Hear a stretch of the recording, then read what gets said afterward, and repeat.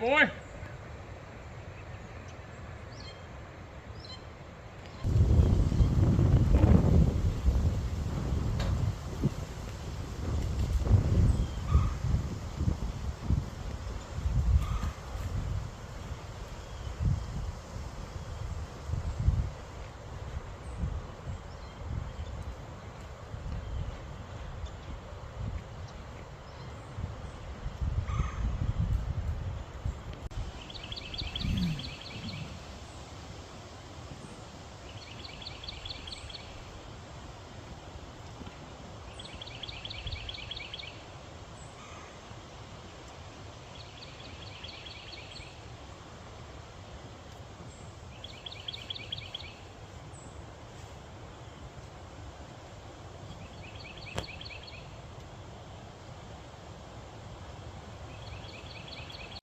Well, good morning, everybody. Danny and Wanda back from Deepsouth Homestead. And we come over out and looked at our mulberry, and they're getting a lot redder.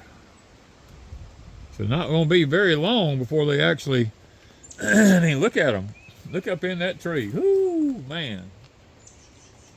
Everywhere you look, they're just hanging by the piles. And then on the ground, the wind is blowing them off on the ground. Well, that's kind of heartbreaking to see all of them laying on the ground, but I guess there ain't much we can do about it. They're just not ready yet. They just ain't ready. But I can hear birds up there. There's a bird right behind us pecking on our tree right here. Somewhere. Yep. For as many's falling on the ground, there's thousands more on the tree. Yeah. I guess it's culling itself. Maybe so. I mean, I don't know. I do want to check on my grapes inside, though.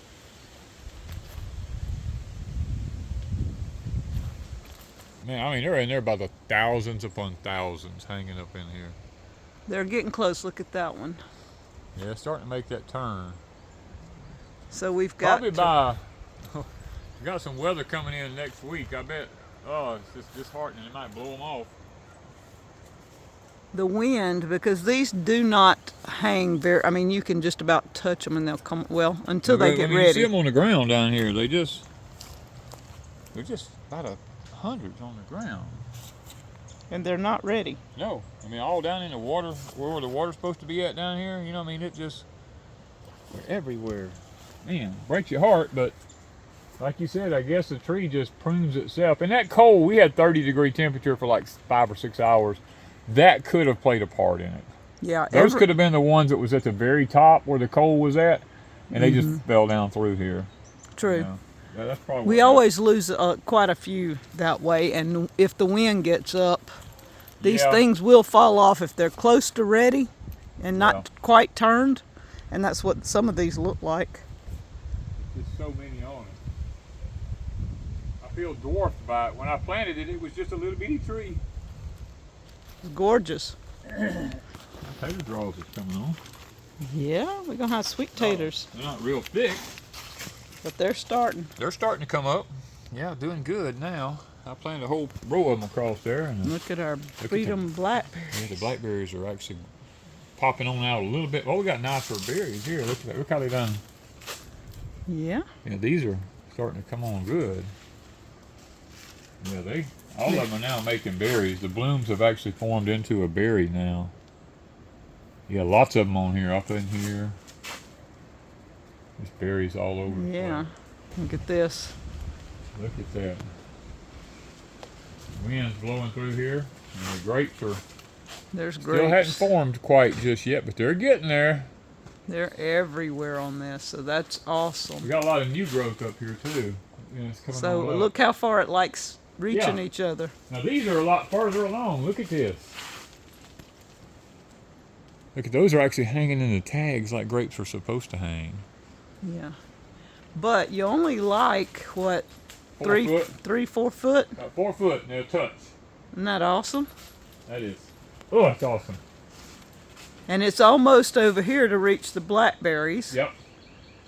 So I just take my time and weave them around through there, you know, let them move and let them grow at their Ooh, own. look. Huh? Look, look, look, look. Oh, look at him. Papa go pick me some strawberries. Look at here, look at here. Oh my word. Let's look at that. Miss Wanda gets some strawberries. Isn't that pretty? Some's a little weird, but With the cold weather. yeah. It's been really cold. So I'm gonna have some strawberries, y'all. Yep. Is there any more hiding up under there? There's a few, but not quite ready. Many? Yeah. But you know, we got our copper coils. Yeah, I gotta come water. A few here that are turning. I mean, look. Look at that. It's amazing. How many did you get? 1, 2, 3, 4, 5, 6, 7 of them. So I get a bite or two, huh? Yeah, nice. Look at this. Look at here. Okay. Some of them went to, Yeah, that one done went up to make a little plant. and that one's went all the way to fern. Yeah, we got But one here.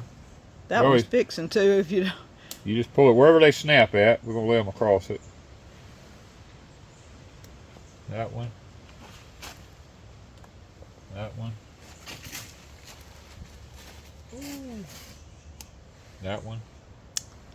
and there's more coming out. I mean, we got some weeds, but I see some back there coming out there's and one stuff. right there starting to come out. Yeah. So my asparagus bed in the high tunnel is doing decent. Doing decent, yeah.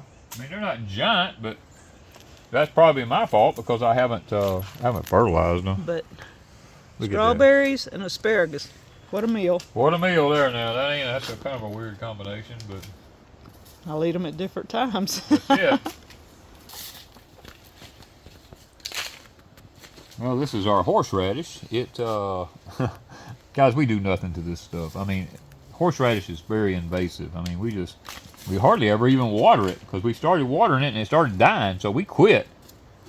And now it's actually doing better than it did when we was watering it. So we just give it just enough to keep it damp a little bit, and that's it. And the bugs love it. I don't know what I don't it know is. why. The bugs literally love it. And you would think horseradish they wouldn't, but Yeah, don't plant it anywhere near anything you don't want no bugs on, because I'm going to tell you, they're going to come to this horseradish. and we keep it just because we might need some one day. Well, huh? you never know. You know, we keep it in a pot because it's very invasive. If a little piece is left in the ground anywhere, it'll just take over. Well, the apples are continuing to bloom here, guys. Look at this. These are just opening. I got two different varieties grafted here. We got Anna, and Ein Shamir. I think this is the Ein Shamir side. The other side was Anna. I don't know if the cold the other day actually killed those little apples or if they're going to make, because there was a cluster of blooms here. They're all over this side. Yeah, we had that cold and I don't know if it got them or not. So it's trying to put more new blooms on. We'll know in a few days. I believe there might be some little apples on this because these are forming. These are starting to make the little apples right here. I start seeing them, they're kind of bulging out underneath where the bloom was. So maybe it didn't get them all. Well, the cold did bite the top of the fig tree here above the edges of the high tunnel now. We do see the dead leaves up there where it, you can see here where it burnt the leaves on it. That 30-degree temperature did get some of them up there, but now the ones down inside, in between the high tunnels here, it didn't hurt them. They look good up under here. My sweet taters bigger than your sweet taters. I am seeing that. Yours is, of course, yours is a little bit older than mine, but they are looking good. We're gonna be able to stick a few draws in the ground here for long. These on this side are trying. I got one there and one back there, but another one back there, so they hadn't started good yet. If we could grow stuff like flowers, look at this petunia. The petunia takes absolutely no, I mean, it needs no nutrition whatsoever. This thing is just taking over. Petunias are beautiful, but they will take over. They will take over. So now we got to get this ready for white ochre, right? White ochre. That's our next thing is to get this. I got to get some. Got to get these out of here. Yeah, ochre really doesn't do good till it stays warm on a regular basis. So we're gonna amend these, then we're gonna soak them down with water, let them set, and then come put the okra seeds in and watch them grow.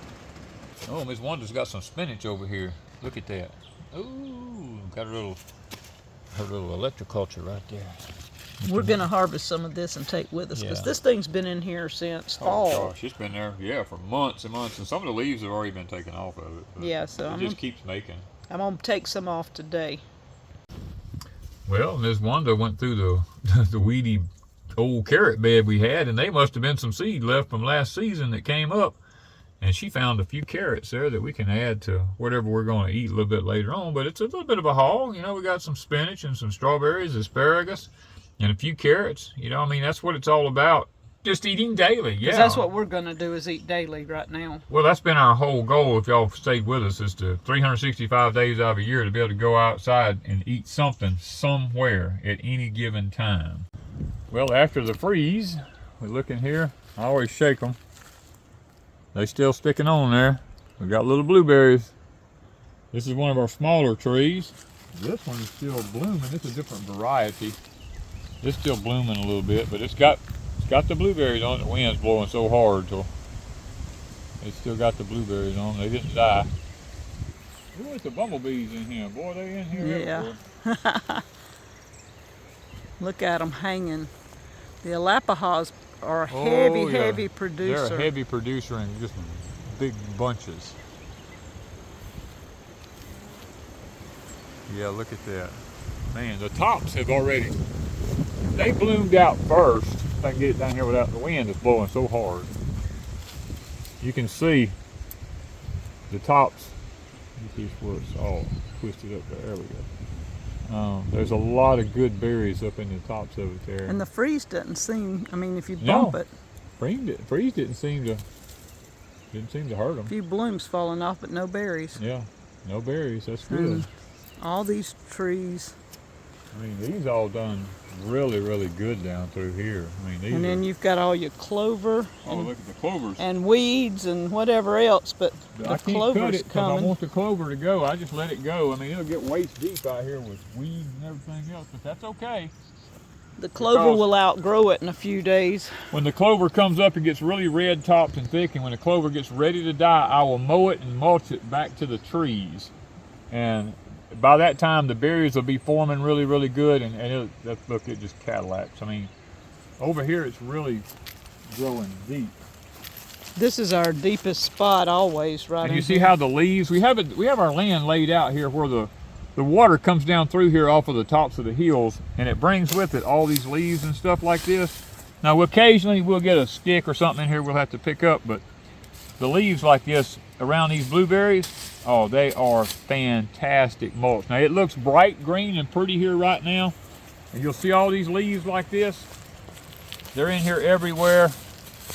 When I mow it, it's going to look horrible, because once I mow it, it'll all look brown and dead until the native grasses starts coming back up, because this stuff is so deep underneath here. Over all winter, the rains have brought these leaves down in here and just literally mulched this ground. When Ms. Wanda and I planted these blueberries, now this tree looks like it died. It died. Yeah. I see a new sprout coming out down there. But when we planted these trees, this was hard red clay, all this through here.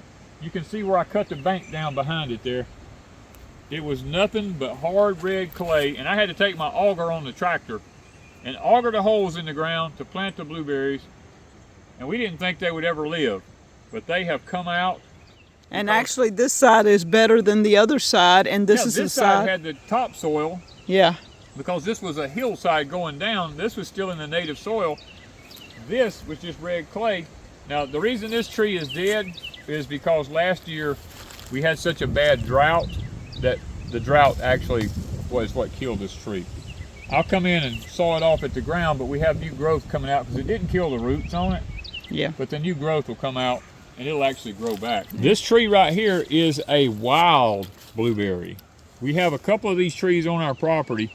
One of them's about 15 feet in diameter and about 20 feet tall. And I cut a sprout off of it and got it going. Now this is strictly a wild blueberry. This is not a tame one. This is a native to the area. It's not a huckleberry. It is actually a blueberry. Now this right here is a miniature mulberry. This tree, it's loaded, guys. Look at that. The whole tree is loaded down. Now these only get about an inch long. They don't even, I mean, they don't get very long, but they're really sweet. This is a tree we got from Miss Eleanor when it was about this big. And I brought it in here and stuck it in the ground. And this thing has took off. Look at this. I turn it up where you can see the bottom side of it. Look at that. One of our best years so far for mulberry or any kind of fruits and berries. Even our sugar cane is starting to come back out. We had it covered up with the fodder. And you can see the tops of some of it got a little... Yeah, the freeze got the tops of it a little bit, but I think it'll come on back out and do okay. These are all of our wagon wheels that we had here. Now, a lot of people ask me, what do I do with this? I'll come in here, once it gets up and starts growing a little bit, I'll come in here with my fertilizer and put fertilizer around in it and on it and everything. I don't mess with this. I leave this because this creates matter. I'll take my lawnmower and I'll mow around this once the clover dies all out. And I'll blow all that green stuff back up in there on these shoots once they get up about yay tall. And that serves as my nitrogen. And this is my carbons going back into the ground here. And the sugar cane, it just blows out of the water. It just flourishes. The wagon wheels was an awesome idea. That was a fantastic idea from across the water. Yes. We love it. Well, guys, this is our last azalea to bloom. Azaleas are kind of like other trees. They come in stages based on varieties. All the bright pink ones and orange ones and all that are gone, and white ones. Now we have this beautiful, I don't even know what color you call that, lavender looking. I don't know. It's just in between a pink and a purple. It is. It's beautiful. And that's our last one to bloom. We always like to see those things like that. It looks good just seeing that in the background, have that color up there. So guys, I got to get out of here. I got to get over to Pecan Grove and see what's going on over there. Thank y'all once again for staying with us and watching us. Thank you from Deep South Homestead.